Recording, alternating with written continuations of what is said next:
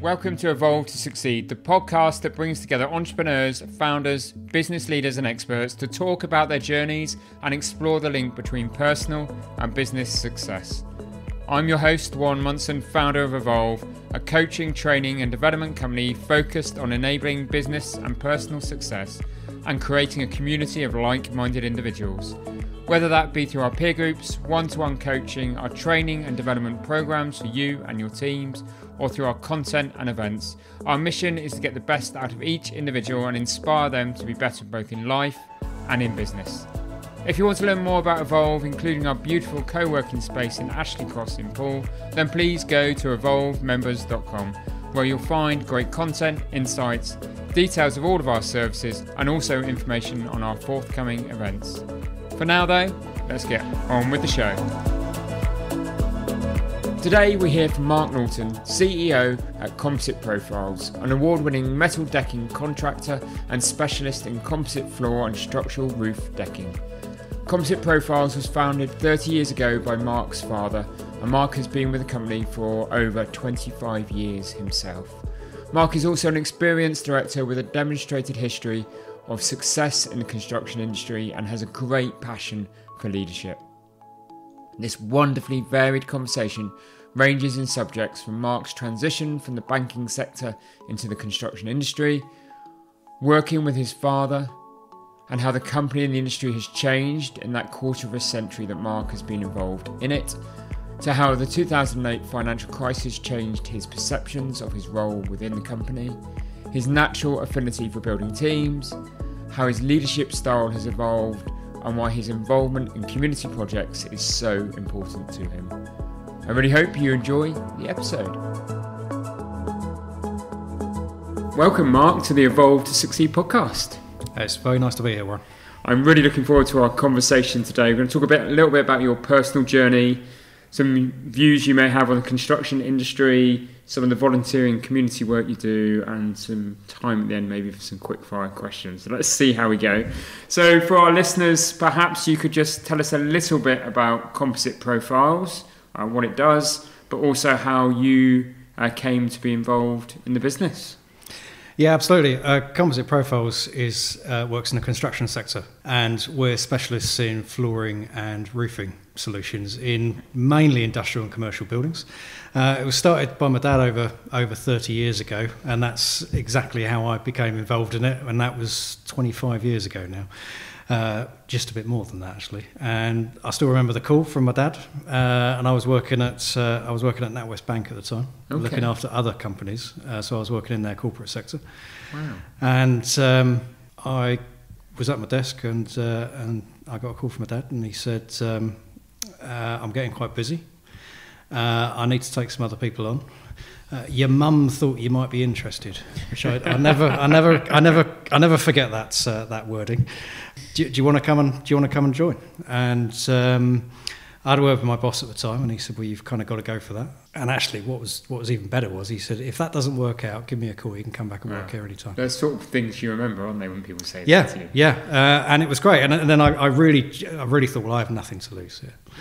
I have nothing to lose at all, so I could have up sticks, moved back to the Poole area. Oh, so you weren't even living in the area, no. So it was a complete change. So it was complete change, and that was the start of a whole new era. Funny enough, that summer, which was '98, I met my wife that summer as well. So it was that summer of '98 was a job change move. met what turned out to be my wife. So it was great. Perfect. Oh, yeah, and a momentous summer. But there must have been quite a transition for you then to come from the kind of banking sector into the construction industry. And can you remember that transition and how you perhaps had to adjust as an individual and evolve as a person? Yeah, I mean, I was fresh in, and I was helping out initially on the drawing side of things. So I had a lot of interest at school in doing technical drawing and that side of things. And it's hard to think about now because it's so second nature, and everything's on the computer. But at the time, these kind of CAD drawings were only really they were in, but they weren't fully widespread. There was still a lot of hand-drawn items still going out. And I was brought in to develop the hand-drawn system into the CAD system. And it was still extremely paper-based. The amount of post that we were getting a day, I mean, the postman earned his living just delivering to us with the amount of drawings we get. But it was a fresh break. And it probably took me quite a few months just to appreciate where I was and the opportunities that were there. I'd been working super long hours at the bank, which was just kind of expected for not very much money. And if I'm honest, I didn't start on very much money when I started from my dad either. But that's family businesses for you. That was not a route to instant financial security at all. But I slowly started really enjoying it, and I really enjoyed working for my dad. Actually, that was potentially, or other people would see that as how on earth did you work with? Well, I was going to come on to ask you that question. Is that dynamic and father and son in businesses? Sometimes it can work really well. Sometimes it works well in time, but you can butt heads to begin with. But it was always a smooth transition. Well, I think I appreciated that actually he had all the knowledge. Yeah. So he's got absolute wealth of experience in the industry, and I was keen to try and learn You're that. A little green, I suppose. And I was super green, super green. And there were times that, in hindsight, I kind of realised that actually he was not giving me the answers to let me learn. Yeah. Probably didn't appreciate that at the time. Because that's kind of how I now have to do it with other people. But yeah, just to kind of think back now. And one of the things I had to do immediately was I had to stop calling my dad. Yeah. And we both kind of agreed I'd call him Roy. And for doing that for 25 years, especially now I've got kids, I almost have to try and get myself back into calling him Dad rather than calling him by his first name all the time. But that was quite important for us to establish that we were both in the there business. Was two relationships going on here. There was a sort of father-son relationship, and there was a work boss. And that was great because we were very, very small at the time. My mum was involved in the business as well. Okay, and that just grew really, and he put all those initial foundations down, all those initial contacts were there. Apparently on the phone we sound quite alike. So for years and years and years, I used to have people phoning me up. I'd pick up the phone and they'd say, "Hi, Roy," and then they'd go straight into a conversation and I'd have to kind of hold back to the extent that my brother once phoned us up and he called me Dad. Wow, that must have been a bit surreal. I said, "Oh, wow, I've been told we sound alike on the phone, but this is going to be, this is really bad if now my brother is can't do the two." And how's the business changed, evolved, developed in that 25 years since then? Yeah, well, and some of the key bits in there really were around my parents getting older, and us taking on other people as well. So we took on Joel, and I must admit I should have looked this up when he joined, but quite a long time ago now, and it was one of the first key office positions we had. And it was also a time that we then, because someone else was working in the office, we had people working remotely as well, but working properly with us. We actually put some office hours. I mean, you remember when you were setting up your own business for the first time, you basically just worked. You do whatever it takes. You just worked all the time. So I was working ridiculously long hours, 5.5 to 6 days a week. And when Joel started, we said, well, we're going to have to give him some office hours. So we gave him 8:30 till 5, I think. And then I was really keen to try and stick to that myself. Okay. Because otherwise it just looked really weird. And I remember working for the bank. The culture was if you went on time or even half an hour late, you'd get kind of tutting and eye rolling and, "Oh, you're going early today, are you?" and all that sort of things. And I hated that. Yeah. I absolutely hated it. So, I mean, what Joel didn't realise was I would go home at 5, and then I'd come back down at about 6:30, and then work till 10. Now he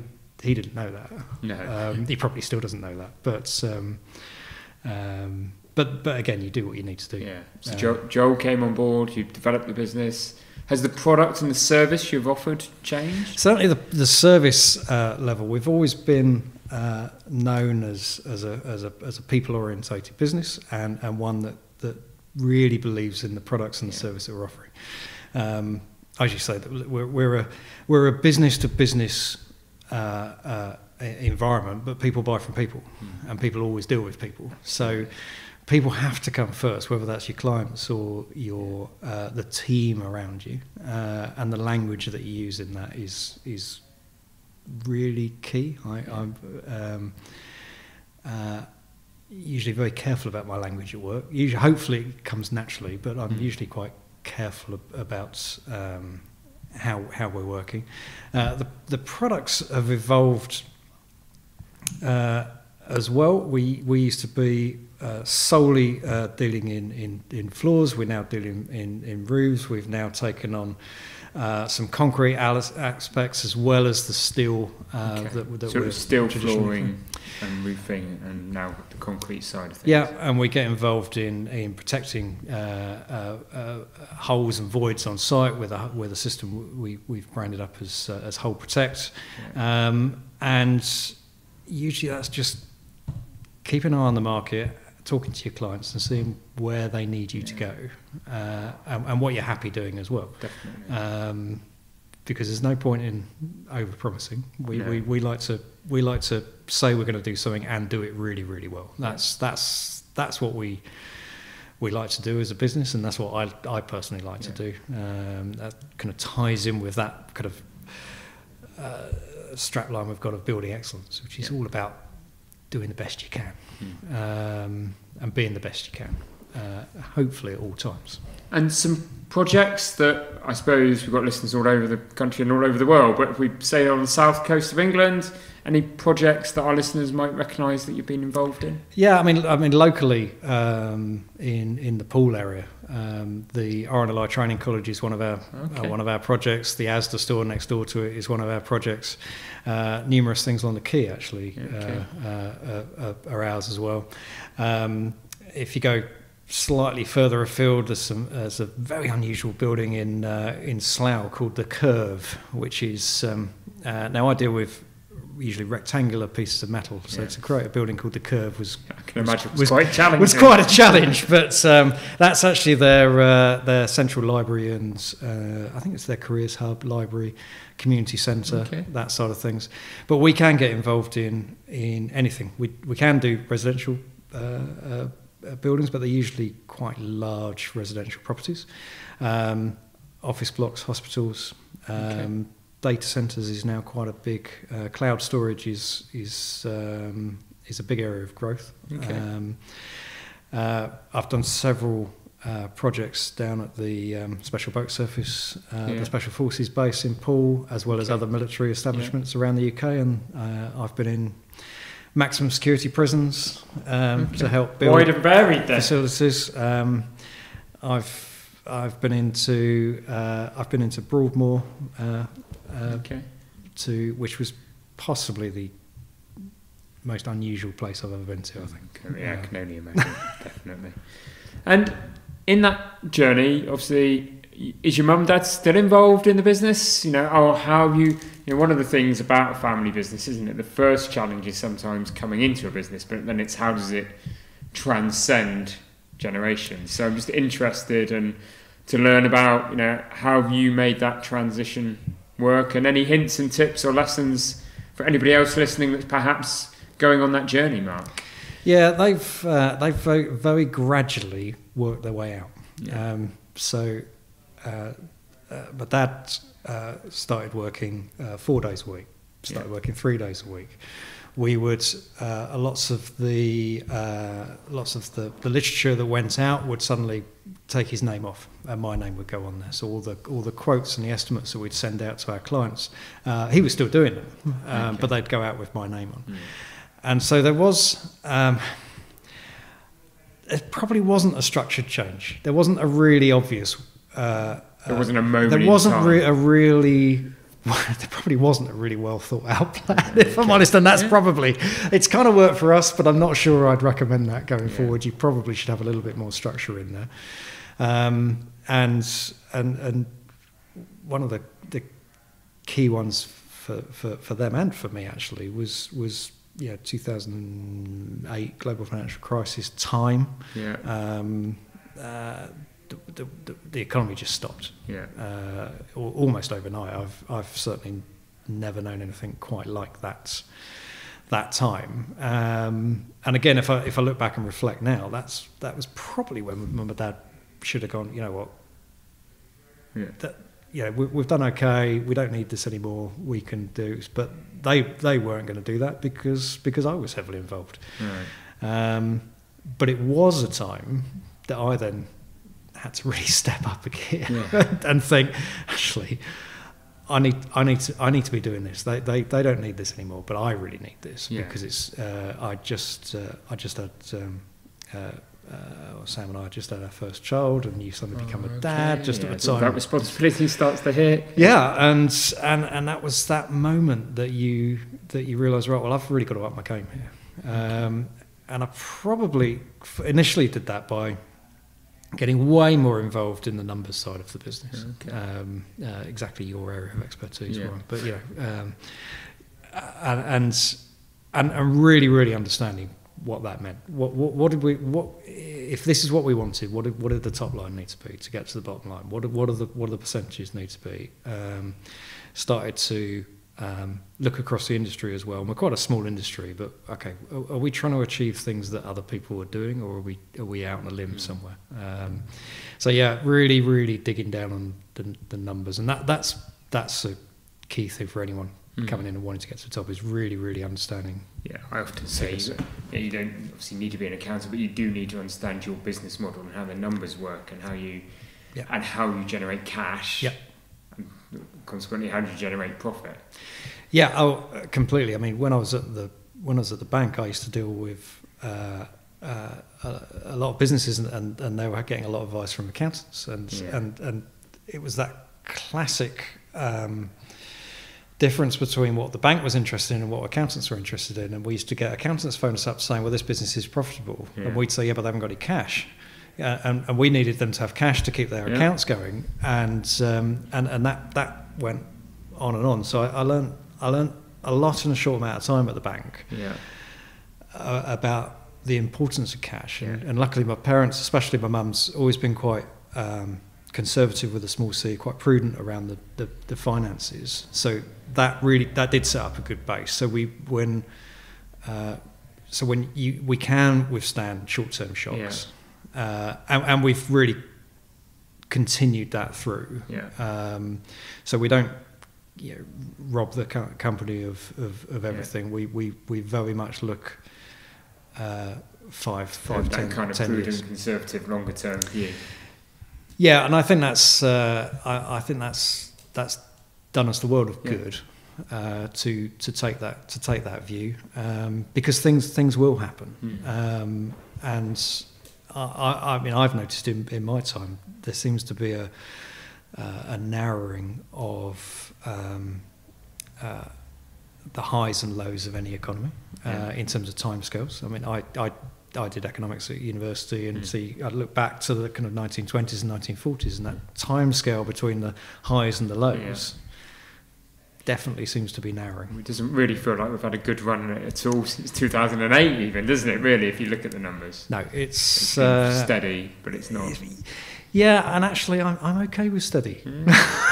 You can manage your business in steady. We didn't expect a pandemic to come along, but that's probably a discussion for another day. And what I'm really interested in then is in 2008, you start to take more responsibility for the business. It sounds like the transition was because of the family relationships. There seems to be a lot of trust there. You've transitioned quite well, and it's transitioned over time, and that's great.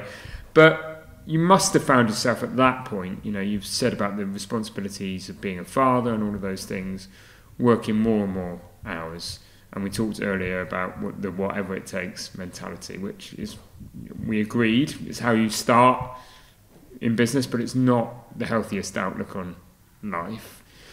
Did there come a time when you changed that kind of outlook and just thought, actually, no, I have got children, I have got interests outside of life, and I need to get better in balance and not leave at 5 and turn up at the office at 6:30 again? Yeah, and that's trusting in other people. And that was, as we took more people on, trusting in them, and also working with some other people as a construction sector, which is not necessarily known at investing and trusting in people. I remember a time where they would offer complete 100% funding, I think it was, to go down the investors in people route.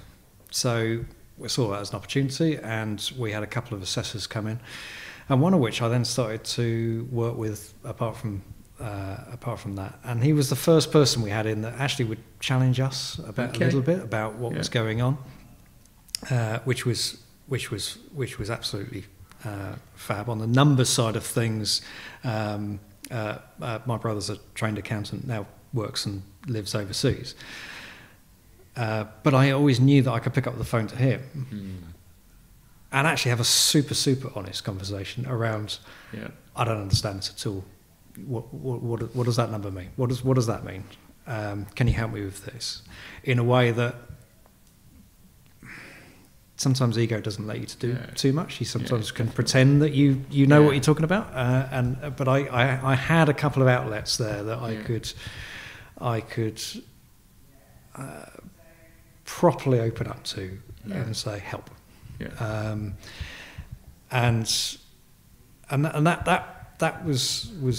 that was really good. And so I'm not sure there was a single trigger, but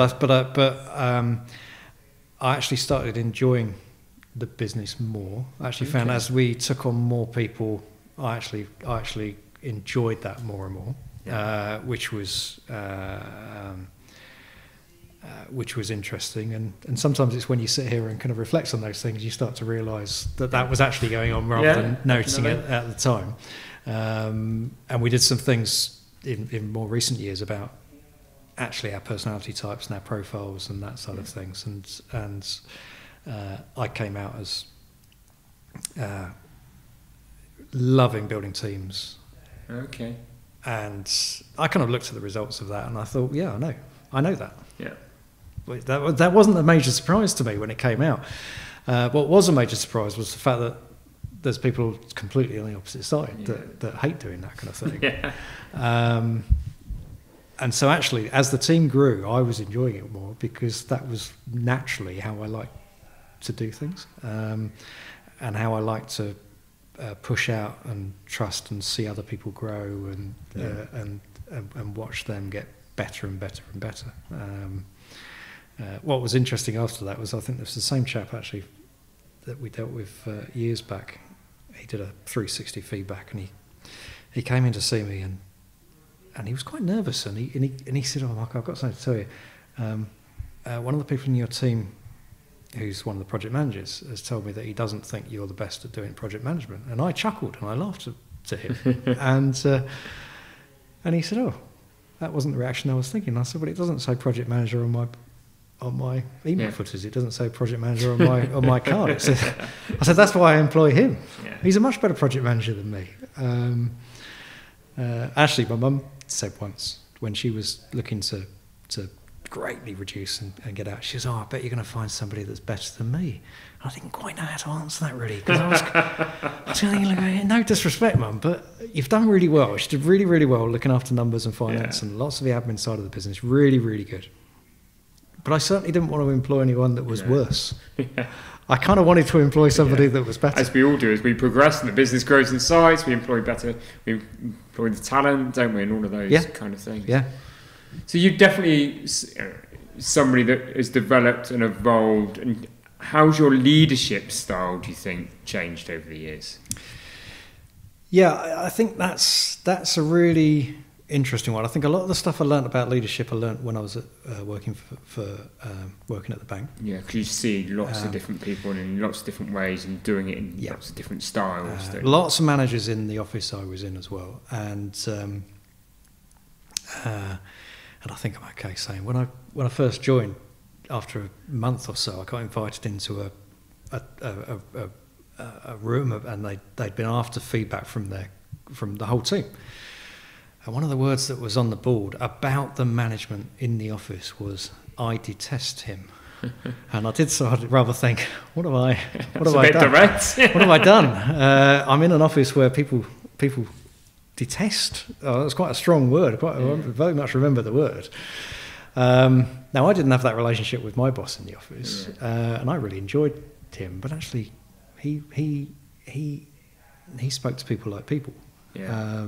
And part of my job there was actually to interact with a lot of the transactional team that were kind of behind the scenes at the bank doing all the processing. And again, I went in super green, didn't know anything.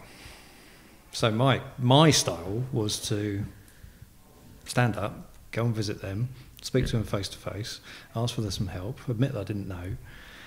And the reaction I got from them was fab. I thought they were all brilliant. Yeah. Really good. Totally underrated, totally underappreciated. But you kind of remember that kind of stuff, and you remember that small things like thank you and do go a long way. Absolutely. You don't necessarily need to. Nobody's expecting to be paid, in the top 5% in the UK. Yeah. But you can, just a little bit of gratitude, a little bit of appreciation goes a long, long way, and that's certainly something that I think we do very strongly. In the business. Conversely to that, the bit I've always struggled with is actually then giving challenge and negative feedback. So I still do. Yeah, I still struggle with that. Yeah, good leadership looks like high support, which by the sounds of it is you're good at that, but it's also high challenge. And that's how you get a high performing team, is high support, high challenge, isn't it? And you've got to have the combination of the two. Yeah. So I'm totally out of my comfort zone when I go down that line. But I at least these days, in the last few years, there's a big appreciation that actually I need to do it. Yeah. And if you're not pulling up the bad performance, bad attitudes, bad behaviours and values as well, then. And we've got a really good team, so not that this crops up very much at all. But I realised that everybody else in the business knows. They all know this stuff. Yeah. They see it. Yeah, they see it. They see it before you see it, inevitably. I said to a friend of mine once, I said, if I came into your business and I said, I need your go-to person. Who's there? Who's always there? Who can just get everything done? I said, I guarantee they're all going to point to the same person. Yeah. And I said, so they know it. Yeah, your team know it. And I said, and equally, if I came in and said, who's the biggest idiot? Who's the pain in the arse? Who's the pain in the arse? Yeah. Who's the biggest dickhead, basically, in here? Yeah. I said, I'll tell you now, they're all going to point to the same person. Yeah. So they all know. Yeah. And then you realise you're good, high-performing people get really annoyed that you're not addressing those things, or actually sometimes you're spending too much time dealing with those people. Definitely, and you're not spending enough with the high performers that can help you achieve and succeed. Yeah, your middle performers, your high performers becomes a distraction. Yeah, and what would you rather have? I saw I love Simon Sinek's video about, he talks to about going to see the Navy SEALs, about trust and performance, and what would they rather have, and what would you rather have? And I've looked at that. I used to, actually it's not on my wall at the moment, but I had a blank graph on my wall with performance on the north to south axis and attitude, values, behaviours on the kind of east to west axis, with dotted lines. You create 4 boxes. Yeah. And it's kind of obvious that everyone really wants great attitude, great performance. Yeah. But what do the other 3 boxes mean? And I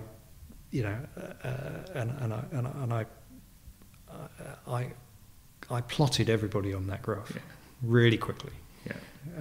which was fascinating. Not Including the version on the wall, though. Not the one on the wall. So the one on the wall is blank, but in my mind, you could plot people, and I still know I still know where I'd put everyone on that graph, and any new starters we have, it was on my wall, so it was really obvious. I tell them what it is, and ask them where they want to be, and just the fact they've been employed by us means that they are in the good attitude, good values, good behaviours side of that graph.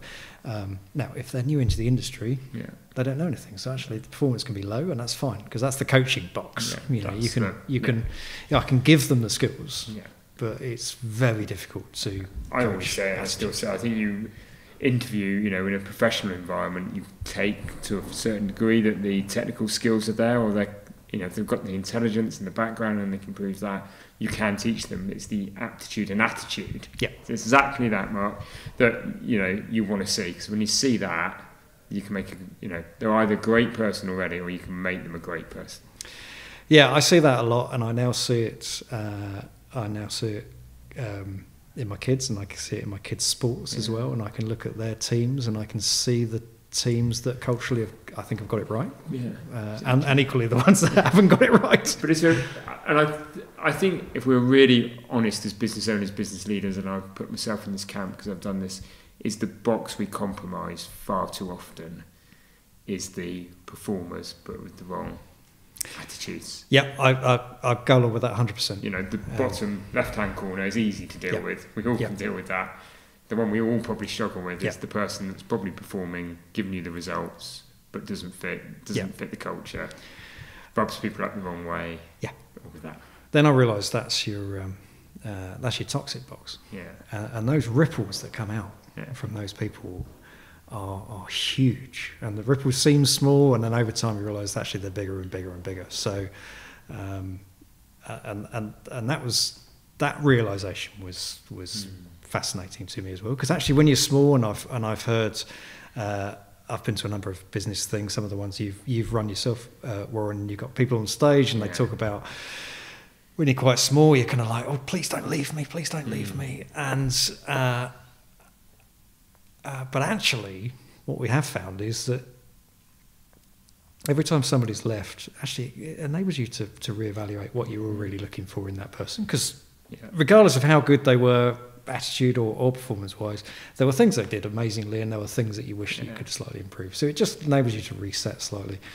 But as a general rule, we've usually re-employed better for the next time. So once you've done that the first 2-3 times, you start to get a little bit more relaxed about people moving on. And we're in a different world these days from when I was younger, and you thought you had one career for your entire life. Actually, my kids are probably going to have multiple careers, and that's fine.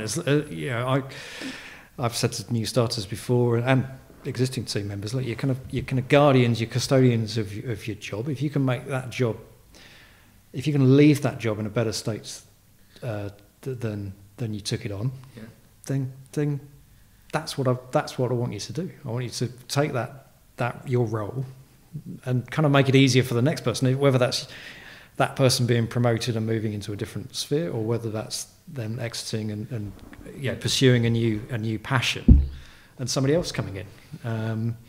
But I think that's worked. Well for us. Yeah. And that's what's helped get you the culture and the values. And although it's evolved over time, fundamentally some of those values, when it was just the family, live with the business today. Yeah, I mean, actually, funny enough, we've mentioned the word trust quite a bit actually in the early stages, and building trust is still one of our core values. And actually, it's funny when you have these conversations, you suddenly realise, actually, that's interesting, because that comes all the way back from. It goes all the way back to the heritage of that, to being there, and it is, and that's with people in the team and with clients. There does need to be, people need to like you. They definitely need to trust you if they're going to engage you, and not just once but repeat. A lot of our clients are repeat clients, and That's got to great. build that rapport and trust. And I suppose we should move on and just touch on the construction industry. The construction industry in itself, you've got probably so many diverse types of businesses, different ownerships, from big PLCs to one-man bands to family businesses, very entrepreneurial businesses.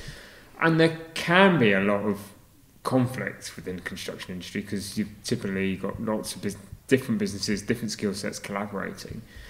How have you found a way of succeeding in that environment, Mark? No, it's a great question because we are the sector is massive. For the UK economy, the sector is absolutely massive, and sometimes we don't come with the best reputation as a sector. I think that's probably harsh because everywhere where people work and live has come through the construction sector. Everything they've bought has come through there at some stage. We very much stick to what we think we're really, really good at. One is engaging with people and engaging with people early on. I mentioned earlier, we're very much a people-to-people business rather than the B2B. And we're in a small sector and we are experts in what we do. And so people are aware of that, but you've got to know that the knowledge that you're sharing, they've got to have reliance that knowledge is true. We've never tried to cut corners to make a fast buck. We see the long-term game very much at the core of what we do. But you're right. It is a challenge. Our client base has changed quite a bit over the years. We typically work in the steel industry, so we typically work on steel frame buildings. And when my dad was running things, vast majority of our clients were steel fabricators, and that's almost completely switched now. We work for large main contractors primarily. But we still have those links in with the steel fabricators because they're an integral part. And I mean, I was on site this week, and it was clear that although the main contractor is my client, actually the person that really is really affecting my work is the team that's putting up the steel frame. Yeah. So we just kind of engaged everybody in that conversation. And the industry has got a lot better in that collaborative approach. Yeah. So we do now get invited to early meetings, and we have done for several years now, where sometimes they're post-it note meetings. So all the subcontractors are in the room, and they literally kind of pretty much hand over to the subcontractors and go, right, fundamentally, you guys have got to build this. So what do you need to get your works underway? What do you need to get your works underway? And we can create the plan in the room. The first few I did were quite fun and interesting, actually. But that is a change in approach because the construction industry historically has been very blame culture orientated and litigious, really. But you've seen a change in the industry, have you? Yeah, it's not everywhere yet, and I think it will continue to head in that direction when people see that as a success, and it's usually a little bit of a cyclical item when things get a little bit tighter in the economy. Yeah, everybody's looking for their pound, aren't they? Yeah, tighten belts, and then and we've seen that with big examples of things that haven't gone well. You look at several years ago now, but the Grenfell incident and the investigation that led off the back of it, that hasn't shown the construction industry in a good light at all. And I'm not an expert on that subject, so I won't go too far into that in case I get myself into all sorts of trouble. But you could see that wasn't the industry working. There wasn't a collaborative approach to that.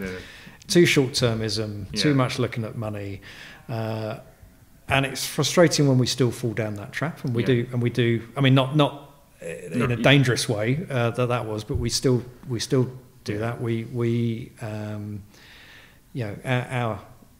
Our deal in a way. If you know, look at the dreams going forward, is pretty much we're selecting our clients, the ones that actually do believe in that kind of stuff, do want to get us on board very, very early. We've kind of got all our knowledge. We've got all the knowledge that they need.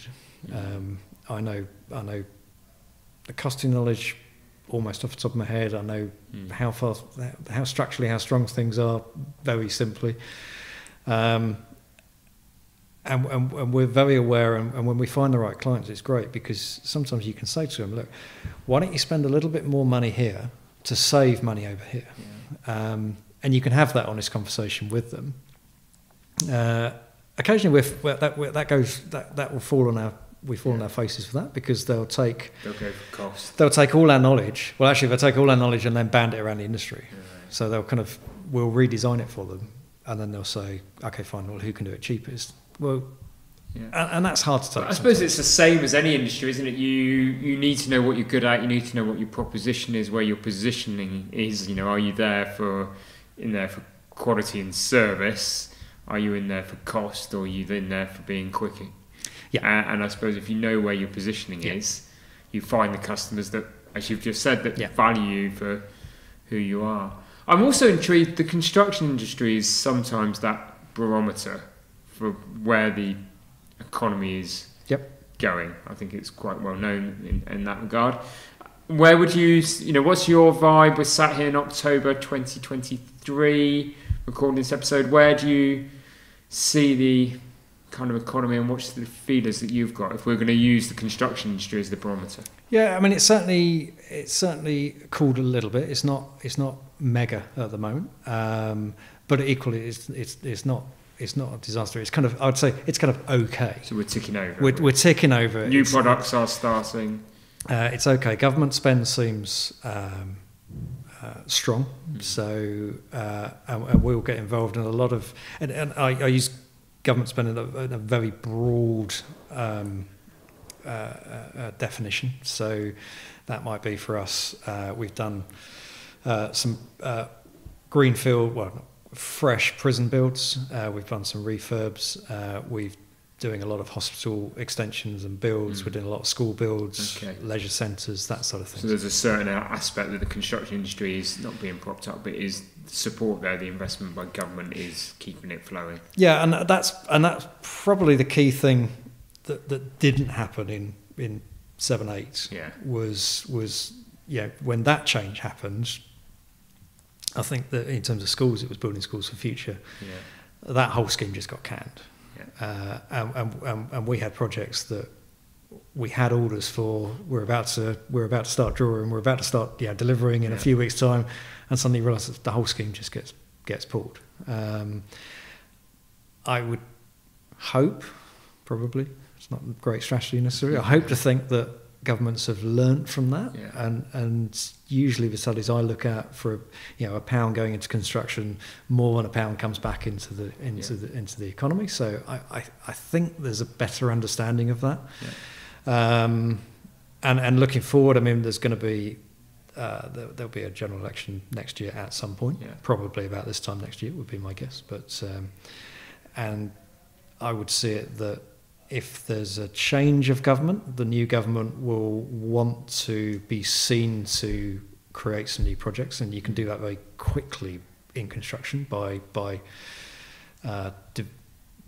building things. So actually people can physically see. And equally, if there wasn't a change in government, I can't see that the current government would want to contract from where they are at the moment. I'm not sure they're looking to massively up the stakes from there. So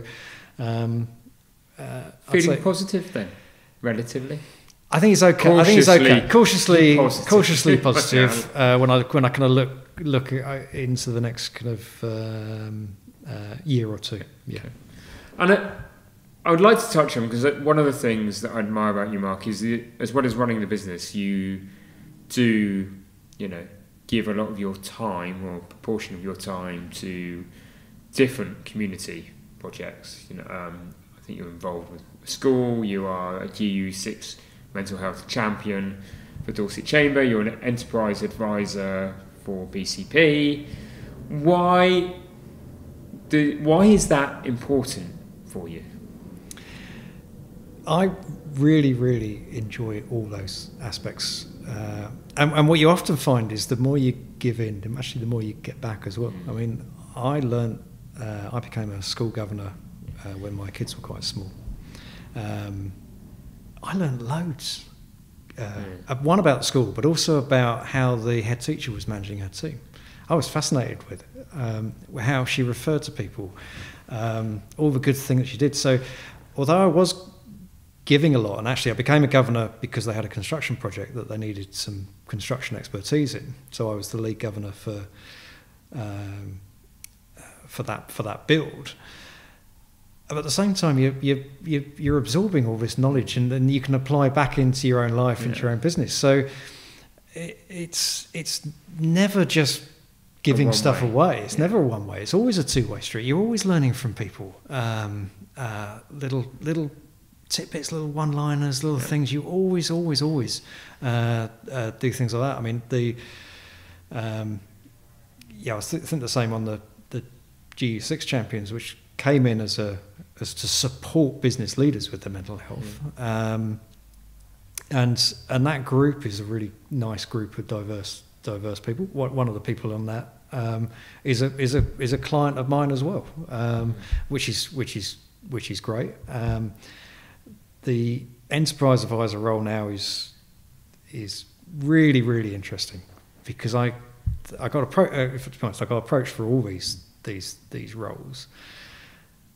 The EA one is the one that, when I speak to other businesses, they're always saying about getting new people in. How do we get the best talent? How do we get people in? How do we inspire people?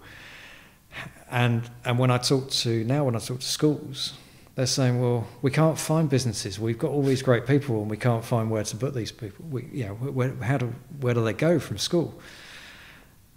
And I think BCP saw that. I know quite a lot of people in this area, business people, and I sit as that connection piece between the business community and the schools. And I speak to careers leaders. I was in last week actually talking to them about networking and actually how that's a very long term. It's an approach to kind of a marriage rather than just a one night stand. A one night stand, exactly. And they need to. I think too much they're thinking it's a one night stand, and it's just not. Networking is about building those relationships that work for you in the long term. Work for another one of our core values, building relationships in the business. So I and actually one of the things I talked to them about last week was, I said, well, think about how do you introduce yourselves at networking things. I said, you can say you're a careers leader. And I think I said to them, or you can say, if someone says, what do you do? You can say, well, I enable brilliant people to find brilliant jobs.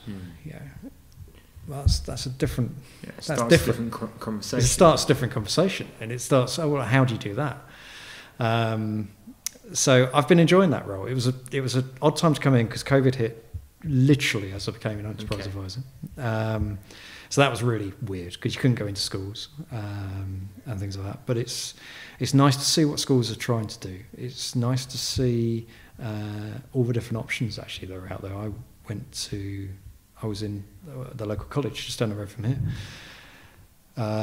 last week, and I had no idea that they did marine engineering down there, and they've got outboard engines that people can tinker on, because not everybody wants to go and study A levels. No. They're super practical people. They want to go and do that. So I'm really impressed actually with the opportunities that young people have got.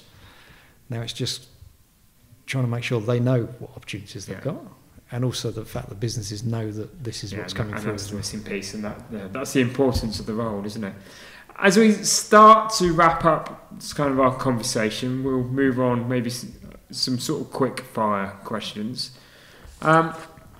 What's the best piece of advice you've ever received? And who gave you the advice? I think when I first came into the industry, actually. So this is a very, very specific piece of advice, but I still remember it. Working in the drawing office, I was told, and our installer's called Deckers, and the guy said, "You got to think like Deckers think." Right. That's what he said to me, and I still remember that. Whenever we do anything now, in terms of practically out on site, so you got to think how they think. Yeah. But you can apply that to anything in life, to anything else. Yeah, brilliant. Thank you.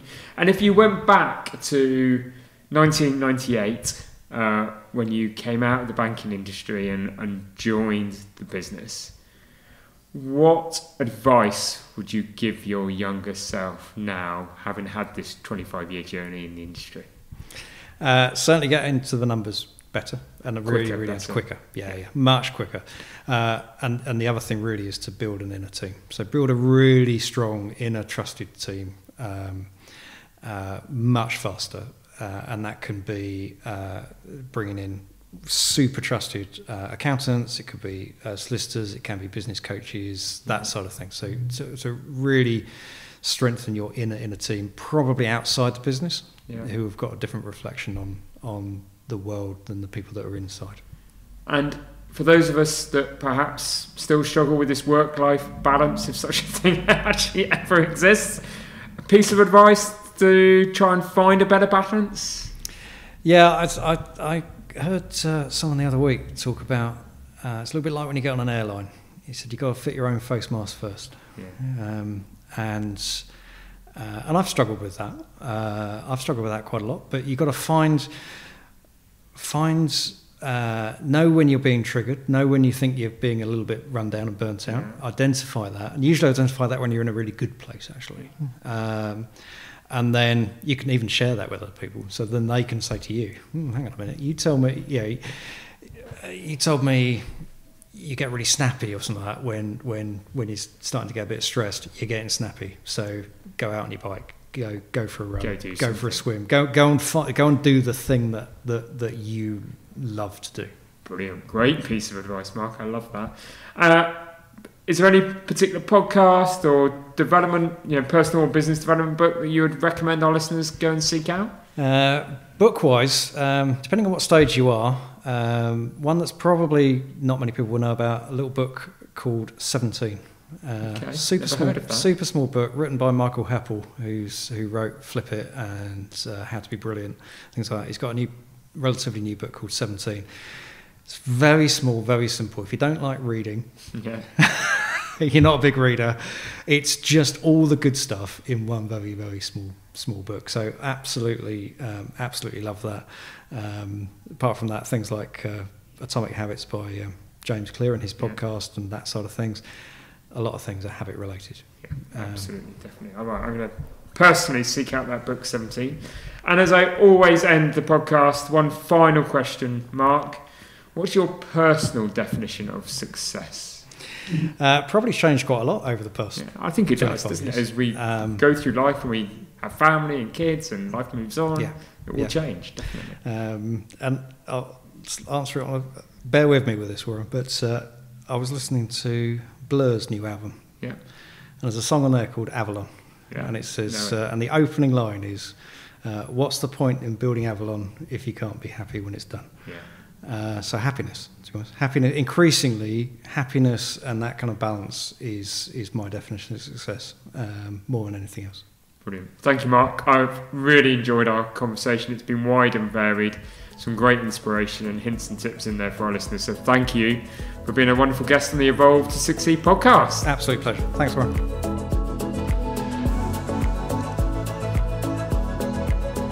Thank you for listening to the Evolve to Succeed podcast. My hope with every episode is that you've learned something new or heard something that challenged your way of thinking and further motivated you on your path towards becoming a more knowledgeable, informed and inspired individual and business leader. If you enjoyed this episode, then please help us by rating, reviewing and subscribing. We really value your feedback and would love to have you along for future episodes. And please don't forget to learn more about Evolve by going to evolvemembers.com. Thank you for listening. See you next week.